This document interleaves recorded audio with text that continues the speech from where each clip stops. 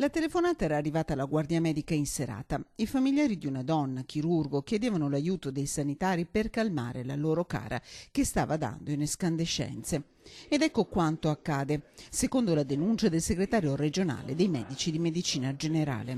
Durante questa visita il paziente medico, un po' molto alterato, senza nessun motivo, picchia il collega che era stato chiamato dai parenti per cercare, di riportare la sua situazione di agitazione psicomotoria ad una situazione di normalità. Non era sola la donna, con lei una collega e poi anche i sanitari del 118 e la polizia arrivati in un secondo momento.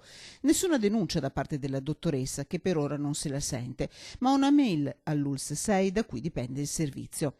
Dopo una decina di giorni la risposta. L'ufficio legale in modo molto burocratico risponde che per motivi contrattuali l'azienda non può supportare legalmente la collega nella sua richiesta di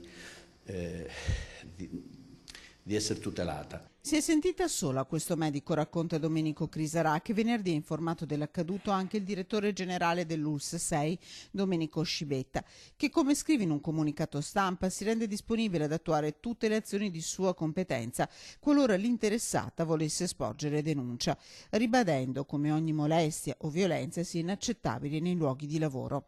Dai medici la richiesta è precisa. Noi vogliamo che i medici di guardia medica, che ricordo ogni notte sono in servizio in 28 per una ASL di 1 milione di abitanti, noi vorremmo che questa gente che gira di notte, che sono per la stragrande maggioranza donne, siano certe, non che non gli succede niente perché fa parte dei rischi del lavoro, ma se in caso che succeda qualcosa di avere a fianco le istituzioni.